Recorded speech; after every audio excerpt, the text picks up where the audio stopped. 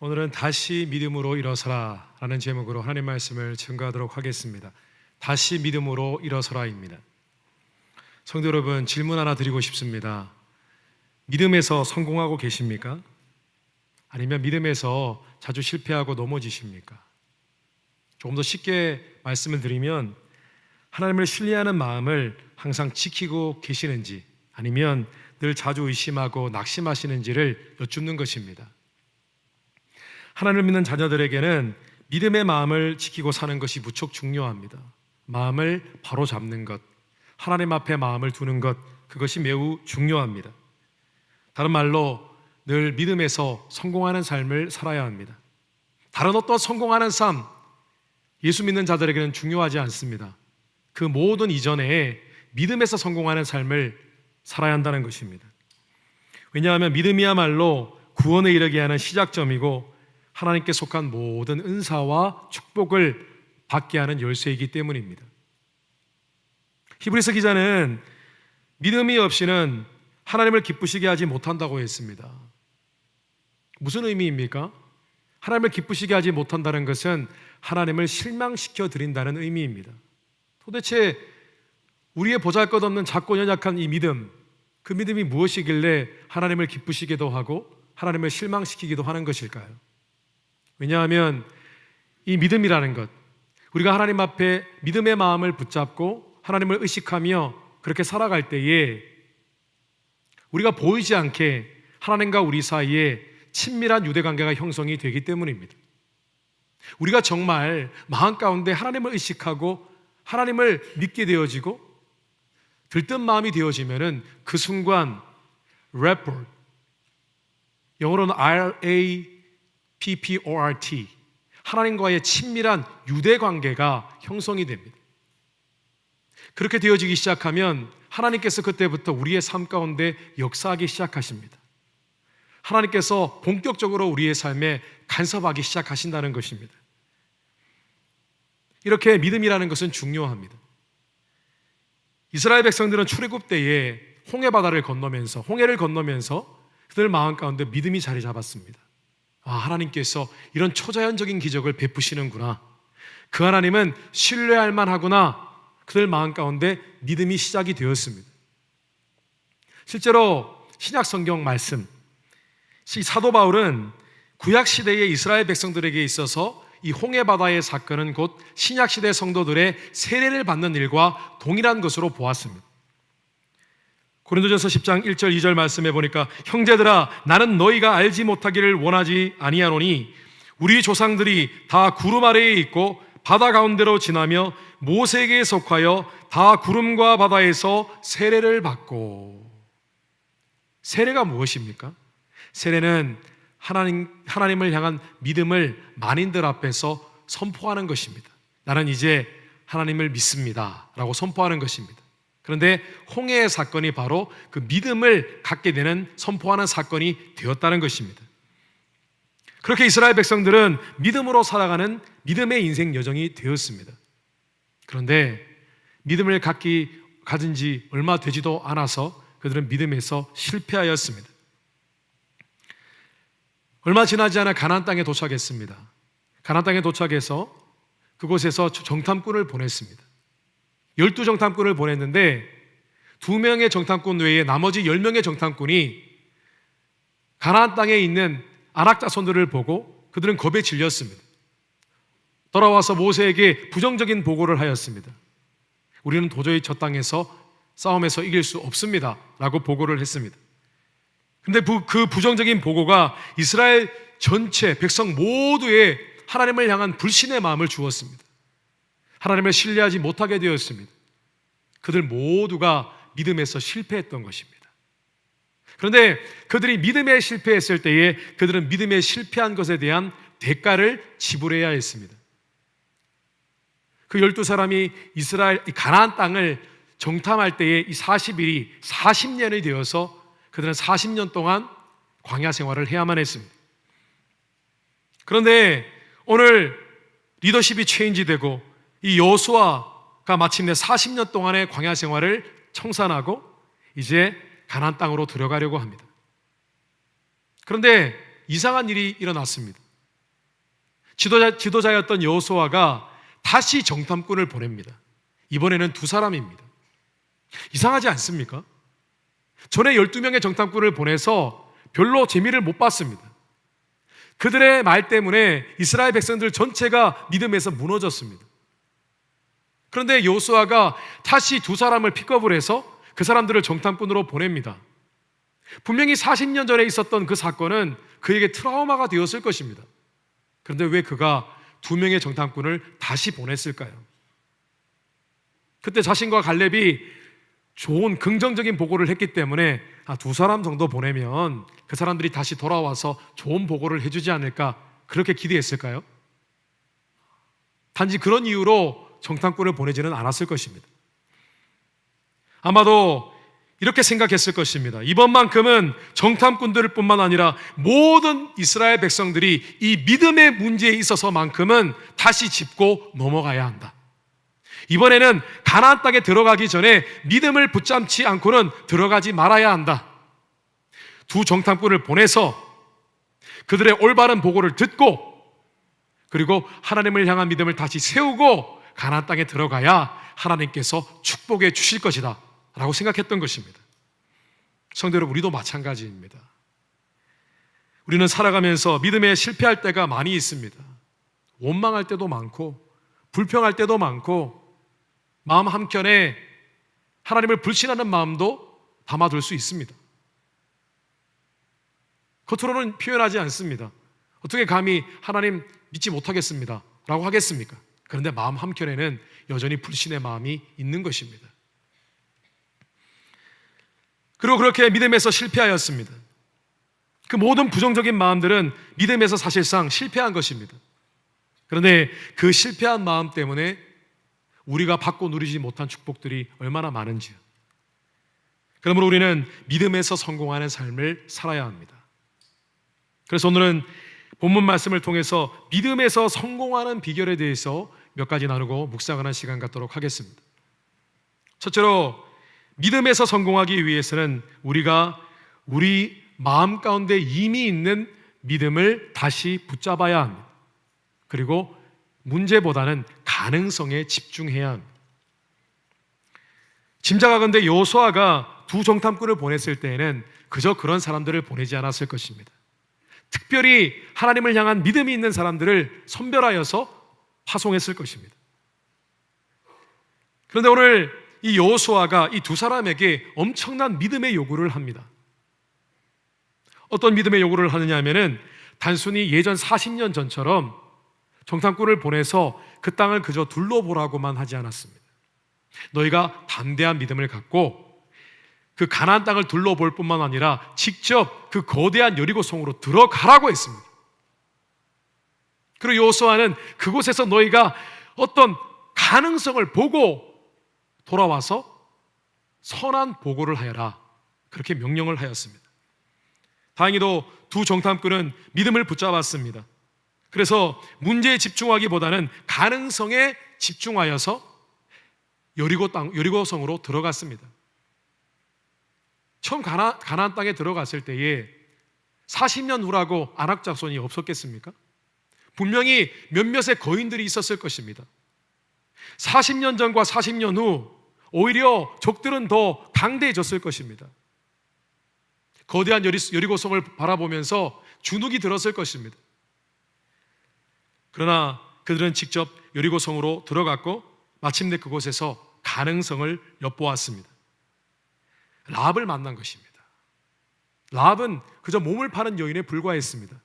그런데 라합의 호의를 통하여 그들은 적들에게 붙잡힐 위기 속에서 구원함을 받았습니다. 그리고 라합이 하는 여러 가지 이야기를 듣고 그들 마음 가운데 전쟁 가운데 이길 수 있구나 라는 가능성을 보고 다시 돌아왔습니다. 성도 여러분, 성도님들께서는 어렵고 복잡한 상황을 마주하시게 되면 어떤 반응을 보이십니까? 내 안에 있는 하나님을 믿는 믿음을 붙잡고 가능성에 집중하십니까? 아니면 쉽게 낙심하여서 부정적인 현실만을 바라보는 편이십니까? 사람은 거의 예외 없이 어려운 상황, 복잡한 상황이 펼쳐지면 짜증나고 불만스럽고 불평이 나오게 되어 있습니다.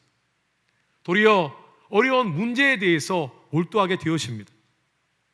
그런데 이렇게 되어지는 것은 아담 때부터 내려온 우리 안에 있는 불신의 마음 때문입니다. 창세 때에 사단이 아담과 하와에게 했던 중요한 일은 그들 마음 가운데 하나님을 불신하는 마음을 심어 놓았다는 것입니다. 창세기 3장 1절과 5절 말씀해 보니까 그런데 뱀은 여호와 하나님이 지으신 들짐승 중에 가장 간교하니라. 뱀이 여자에게 물어 이르되 하나님이 참으로 너희에게 동산 모든 나무의 열매를 먹지 말라 하시더냐.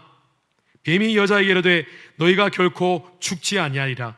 너희가 그것을 먹는 날에는 너희 눈이 밝아져 하나님과 같이 되어 선악을 알 줄 하나님이 아심이니라. 처음 창세 때의 아담과 하와에게는 순수한 믿음이 있었습니다. 부정적인 마음은 눈꼽만큼도 없었습니다. 그저 생각하면 이루어지는 그런 삶을 살았습니다. 그런데 사단이 진짜 하나님께서 동산에 있는 모든 열매를 먹지 말라고 하시더냐? 진짜 하나님께서 동산 중앙에 있는 선악과 열매를 먹지 말라고 하시더냐? 아니다. 먹어도 죽지 않는다. 하나님께서 그 실과를 먹으면 너희 눈이 밝아져 하나님처럼 될까봐 하나님께서 염려하셔서 그렇게 명령하신 거다 라고 얘기했을 때 이 아담과 하와 마음 가운데 세상과 하나님을 향한 불신의 마음이 들어왔습니다. 결국 창세 때부터 내려오는 이런 마음 이유로 사람은 신뢰하고 가능성을 찾기보다는 먼저 의심하고 판단하는 존재가 되었습니다. 뿐만 아니라 최선의 상황을 생각하는 것이 아니라 최악의 상황부터 생각하는 경향을 가지게 되었습니다. 어디 그뿐입니까? 긍정적이기보다는 부정적인 그런 모습이 되어졌습니다. 성도 여러분, 사람들 가운데 유독 지나치게 이성적이고 비판적이고 분석적인 사람들이 있습니다. 저도 그런 사람들 가운데 한 사람이었습니다. 따지기 좋아하고 분석하기 좋아하고 정확한 것을 좋아하고 문제점을 쉽게 찾아내는 그런 성격의 소유자였습니다. 그런 성향 때문에 제가 문과를 선택한 것이 아니라 이과를 선택했습니다. 그래서 공대에 진학하게 되었습니다. 그래서 늘 제 마음 가운데는 그런 기질적인 이유 때문에 제 마음에는 공대에서 흔히 쓰는 계산기가 있습니다. 공학 계산기가 있습니다. 일반 계산기와는 다릅니다. 근데 공학 계산기를 늘 들고 다녔던 것처럼 제 마음 가운데는 계산기가 늘 켜져 있었습니다. 어떤 사람과 상황을 바라보면은 그 자리에서 바로 분석이 되어지고 어떤 상황이 펼쳐질 것을 미리 예상하고 그 사람은 어떤 사람이라는 것을 미리 판단하고 그런 것이 습관화되었습니다. 제가 지금 생각하고 있는 것 보이십니까? 제가 굉장히 판단이 빠릅니다. 분석이 빠르고요. 그래서 제가 하나님을 만나고 은혜를 경험하고 난 뒤에 잠시 동안 제 마음속에 있는 계산기가 꺼졌습니다. 제 머릿속에 있는 계산기가 꺼졌습니다. 모든 것이 아름답고 모든 것이 잘 될 것이라는 믿음이 들어왔습니다. 모든 것이 좋게 보이고 귀하게 보였습니다. 그런데 하나님께 소명을 받고 사역을 시작하면서 다시 그 계산기가 작동하기 시작했습니다. 사람을 만나고 여러 가지 부정적인 환경을 경험하면서 제 마음 가운데 계산기가 움직이기 시작했습니다. 사람과 환경이 판단되어지기 시작했습니다. 그래서 어느 순간부터 저 사람은 저런 분이니까 하나님 은혜 받기 힘들 거야. 저분은 이런 성격을 가지고 있으니까 열심히 섬기지 않으실 거야. 교회 안에 이런 문제가 있기 때문에 교회가 부흥하기 어렵고 저래서 더 이상 교회는 잘 되지 않을 거야 라는 생각이 지배적이었습니다. 그런데요, 놀라운 것은 제가 분석하고 판단한 것들 중에서 10가지 중에 9가지는 맞았습니다.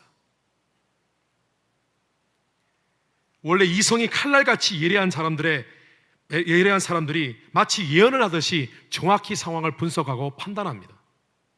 그런 분들이 계세요. 그런데 그러던 어느 날 갈수록 부정적이어지고 회의적인 제 자신의 모습을 보면서 후회하게 되었습니다. 이것은 아니다. 늘 사역 가운데 나름 열심히 하는 모습이 있어서 열매는 얻었습니다. 그런데 항상 제가 미리 판단하고 예상하고 했던 결과만 얻었습니다. 그런 결과만 예상하고 그 예상대로 받은 결과에 만족하는 제 자신의 모습을 보면서 이것은 아니다라는 생각이 들었습니다. 그러다가 성경 말씀을 읽었는데 잠언 기자가 이런 말씀을 하고 있었습니다. 너는 마음을 다하여 여호와를 신뢰하고 내 명철을 의지하지 말라. 제가 했던 판단은 하나님이 원하시는 믿음이 아니라 내 명철을 의지하는 것이었습니다. 명철이 무엇입니까? 자신의 지식과 판단에 의지하는 지적인 믿음을 의미합니다. 우리가 살아가면서 하나님을 신뢰한다고 하면서 사실은 우리의 명철을 의지하고 있을 때가 많다는 것입니다. 그 명철이 바로 자신의 믿음인 줄 알고 그렇게 살아간다는 것입니다. 그래서 저는 저의 명철을 내려놓는 훈련을 해야만 했습니다. 그리고 그때부터 저는 마음에 고백하기 시작했습니다. 저분은 저렇기 때문에 하나님께서 축복하실 거야. 은혜 받으실 거야. 삶이 변화하실 거야. 지금에 맡은 내 부서는 너무 어려운 상황에 있지만 하나님께서 부흥케 하실 거야. 열매를 주실 거야. 그렇게 믿음을 붙들기로 결단했습니다. 그런데 놀라운 것은요, 제 명철의 믿음, 지적인 믿음이 아니라 마음의 믿음을 붙들었을 때에 하나님께서 이전에는 경험하지 못한 그런 열매를 맺게 하셨습니다. 성도 여러분, 우리는 명철이라는 head faith, 머리로부터 오는 믿음을 선택할 것인지 아니면 heart faith, 우리 마음으로 올라오는 그 믿음을 선택할 것인지를 결정해야 합니다. 우리는 영적인 존재입니다. 하나님께서 우리를 부르시고 우리를 거듭나게 하셨을 때에 우리는 하나님이 주신 믿음이 있습니다. 우리는 세상이 아무리 복잡하고 어려워도 하나님을 향한 믿는 믿음만큼은 갖고 있습니다. 그런데 하나님은 우리가 그 믿음을 붙잡고 사용하기를 원하신다는 것입니다. 그리고 가능성에 집중하기를 원하신다는 것입니다. 우리는 우리의 머리는 끝없이 분석하고 판단하고 돌아가고 있더라도 우리는 지적인 믿음이 아니라 우리의 마음 안에 있는 하나님을 향한 믿음을 여전히 붙잡고 그렇게 살아갈 때에 우리의 믿음은 역사하기 시작하는 것입니다. 괜찮습니다. 우리의 마음은 여전히 하나님을 향해서 뜨거워지면 된다는 것입니다. 마가복음 11장 23절에 내가 진실로 너희에게 이르노니 누구든지 이 산더러 들리어 바다에 던지우라 하며 그 말하는 것이 이룰 줄 믿고 마음에 의심치 아니하면 그대로 되리라. 너희 머리로 의심치 아니하면 그대로 되리라라고 말씀하지 않았습니다. 머리는 여전히 우리는 계속해서 계산기를 두드리고 있습니다. 계속 판단합니다. 끊임없이 생각합니다. 분석합니다. 괜찮습니다. 머리는 머리대로, 마음은 마음대로. 내 안에 있는 하나님을 향한 믿음 다시 세우고 일으키고 가능성에 집중할 때 우리의 믿음을 통하여 하나님께서 놀랍게 역사하시는 그 모습을 경험하게 되시기를 주님의 이름으로 축원합니다. 둘째로, 믿음에서 성공하기 위해서는 어려운 상황 속에서도 여전히 하나님께서 일하고 계시는 것을 찾고 발견하고 더욱 믿음을 굳건하게 세워야 합니다. 오늘 두 정탐꾼이 라합을 만났을 때 라합은 놀라운 고백을 합니다. 9절에서 11절 말씀 한번 들어보시겠습니다. 말하되 여호와께서 이 땅을 너에게 주신 줄을 내가 아노라. 우리가 너희를 심히 두려워하고 이 땅 주민들이 다 너희 앞에서 간담이 녹나니 이는 너희가 애굽에서 나올 때에 여호와께서 너희 앞에서 홍해물을 마르게 하신 일과 너희가 요단 저쪽에 있는 아모리 사람의 두 왕 시온과 옥에게 행한 일, 곧 그들을 전멸시킨 일을 우리가 들었음이니라. 우리가 듣자 곧 마음이 녹았고 너희로 말미암아 사람이 정신을 잃었나니 너희 하나님 여호와는 위로는 하늘에서도 아래로는 땅에서도 하나님이시니라. 두 정탐꾼은 이 몸을 파는 여인, 보잘것없는 여인 라합의 이야기를 통해서 하나님께서 여전히 가나안 땅에 일하고 계셨음을 깨닫게 되었습니다. 그리고 후회했을 것입니다.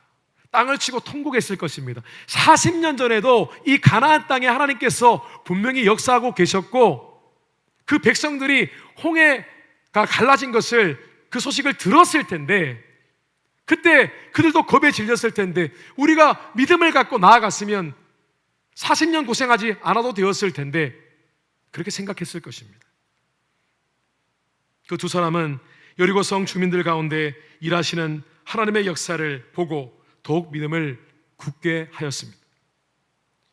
오늘 여호수아 말씀 24절에 또 여호수아에게 이르되 진실로 여호와께서 그 온 땅을 우리 손에 주셨으므로 그 땅의 모든 주민이 우리 앞에서 간담이 녹더이다 하더라. 그들이 하나님이 하시는 일을 보았습니다. 그리고 믿음을 다시 굳건히 세웠습니다.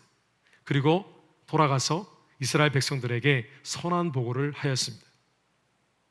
성도 여러분, 하나님께서는 지금도 우리의 삶 가운데 역사하고 계십니다. 우리의 삶 가운데 사단의 방해와 사람의 온갖 실수와 죄악이 가득하여서 복잡하고 어렵다 할지라도 그곳에 여전히 하나님은 역사하고 계십니다. 문제는 우리가 그 역사하심을 보고 느끼고 다시 믿음을 가다듬는 것입니다. 그래서 우리는 때로는 절망스럽고 아무 변화가 없는 것 같은 순간에 하나님께 이렇게 기도해야 합니다. 하나님, 하나님께서 지금 일하고 계시는 것을 보게 하여 주시옵소서. 우리의 눈을 열어 주시옵소서. 재작년 말부터 제가 담임 목사로 취임하기까지 저와 제 아내에게는 말 못할 고민이 있었습니다. 어떤 고민이냐면은 제 사랑하는 첫째 딸이 사춘기를 심하게 겪었습니다. 제 아내와 저는 도저히 이해할 수가 없었습니다. 나름 자녀들에게 모범스러운 그런 부모 역할을 하기 위해서 굉장히 노력을 했었습니다. 아이들 앞에서 심하게 다툰 일 거의 없었고, 그렇게 아이들을 사랑으로 키우려고 많이 노력을 했었습니다. 저는 그저 제 자녀들이 사춘기 없이 잘 자라줄 거라고만 믿었습니다. 그런데 첫째 딸이 10학년 중반부터 심하게 사춘기를 겪으면서 공부를 등한시하고 숙제하기를 지겨워하고 그런 아이가 되었습니다. 사실 그 일을 통해서 제가 철이 들었습니다. 다른 사춘기를 심하게 겪는 그런 자녀들을 보면서 도리어 안타까워하고 기도해주는 그런 사역자가 되었습니다. 그 모습을 보면서 너무 많이 힘들었습니다. 안 그래도 사역이 바빠지는데 아이까지 그러고 나니 마음에 굉장히 큰 낙심이 찾아왔습니다. 새벽마다 아이를 위해서 기도했습니다. 저는 주로 기도할 때에 교회를 위해서 주로 기도합니다. 자녀들을 위해서 별로 기도하지 않습니다. 왜냐하면 제 마음 가운데 먼저 그의 나라와 의를 구하면 모든 것을 더하시라는 믿음이 있기 때문이었습니다. 그런데 그때만큼은 너무 간절하게 하나님께 계속해서 기도했습니다. 하나님, 부족하지만 주님의 몸된 교회를 제 나름대로 열심히 섬기고 있는데 하나님, 왜 제 딸이 저렇게 되었습니까? 하나님 붙잡아 주세요. 돌아오게 해주세요. 그렇게 간절히 기도했습니다. 심지어 하나님께 이렇게 기도했습니다. 하나님, 혹시 제가 뭔가 하나님께 잘못했나요? 제가 뭔가 잘못했으면 깨닫게 해주십시오. 그리고 징계를 받아야 한다면 징계하십시오. 제가 받겠습니다. 그러나 제 딸만큼은 안 됩니다. 하나님 축복해 주셔야 합니다. 그렇게 기도했었습니다. 그런데 하나님께서 침묵하셨습니다. 계속 기도하다가 어느 순간 저의 기도가 바뀌었습니다. 그때부터 하나님 앞에 비굴해지기 시작했습니다. 하나님, 그 딸은 제 딸이 아니고 하나님 딸이지 않습니까? 제 딸 괜찮습니다. 하나님 딸을 그렇게 놔두시면 어떻게 되겠습니까? 하나님, 어떻게 그러실 수가 있어요? 그렇게 비굴하게 기도하면서 제 마음 가운데 하나님 책임져 주세요. 그런데 제가 계속 의심이 찾아옵니다. 딸의 모습을 보면 볼수록 마음 가운데 낙심이 되어집니다. 하나님 정말 일하고 계신 거 맞으세요? 그러면 하나님이 일하시는 것을 제게 보여주십시오. 그러면 제가 다시는 낙심하지 않고 믿고 나아가겠습니다. 그리고 작년 10월 말에 딸아이의 생일이 되었습니다. 생일이 되었는데 딸애가 저녁에 밖에 나가서 친구들을 만나고 돌아왔습니다. 그런데 손에 어떤 물건이 쥐어져 있었습니다. 이게 뭐냐고 물어보니까 고가의 노트북이었습니다. 성도 여러분, 혹시 맥북 프로라고 들어보셨습니까? 모르시는군요. 노트북 컴퓨터 중에서 굉장히 고가의 제품입니다. 근데 고가의 제품을 생일 선물로 받고 왔다는 것입니다. 그래서 의심의 눈초리로 물어보았습니다. 너 지금 훔친 거 아니지? 훔친 건 아니었습니다. 왜냐하면 새것 케이스가 있더라고요. 가게를 털지는 않았을 것입니다. 그죠? 이게 어떻게 난 거니? 자초지종을 물어보니 교회의 어떤 언니가 그 노트북을 선물했다는 것입니다. 이해할 수가 없었습니다. 저도 그런 고가의 선물을 받아본 적이 없습니다. 그래서 계속 캐물었습니다. 무슨 일이냐고, 왜 걔가 너에게 이런 선물을 주니? 물어보니까 그 언니가 자신을 굉장히 사랑해 준다는 겁니다. 그래서 그래도 너무 고가니까 다시 돌려주라고 했습니다. 그랬더니 제 딸아이가 이런 말을 하는 것입니다. 그 언니도 선물을 주고 싶어서 샀는데 먼저 자신의 부모님께 물어보고 모은 돈을 가지고 컴퓨터를 샀다는 것입니다. 그래서 킵하기로 했습니다. 꼭 그 물건이 고가라서 그런 것은 아니고 정성스레 준비한 선물이기 때문에 받기로 했습니다. 그리고 이야기를 들었는데 딸아이가 힘들 때 이 교회의 언니가 자신을 위로해주고 만나주고 이야기를 들어주었다는 것입니다. 그런데 더 놀라운 것은 우리 감사하는 교회에 한국인이 아니라 대학생인 그런 히스패닉 계열의 자매였습니다. 아이를 너무 사랑해 준 것입니다. 힘들 때 고민을 들어준 것입니다. 그런데 그 얘기를 듣는 순간 제 눈 가운데 눈실이 붉혀졌습니다. 눈물이 폭포수처럼 흘렀습니다. 노트북을 들고 있는 딸아이 앞에서 울었습니다. 왜 울었냐고요? 하나님께서 여전히 일하고 계셨던 것입니다. 사람을 붙여주셨던 것입니다. 하나님은 여전히 제 딸의 삶 가운데 역사하고 계셨던 것입니다. 그때 이후로 더 이상 자녀에 대해서 걱정, 의심하는 일을 내려놓았습니다. 그리고 시간이 지나면서 아이가 점점 조금씩 1mm 정도씩 조금씩 변화하기 시작했습니다. 여전히 공부는 안 했습니다. 그런데 하나님의 은혜로 제가 딸아이에게 너 공부하지 않을 거면 일해라 라고 했는데 일도 하지 않았거든요. 그런데 어느 날부터 파트타임 잡을 갖고 일하기 시작하고 또 사장님께 성실함을 인정받아서 선물도 받고 그리고 무사히 고등학교도 졸업하고 대학교도 가게 되고 그리고 얼마 전에 있었던 VBS에서 키보드 연주자로 그렇게 섬기게 되었습니다.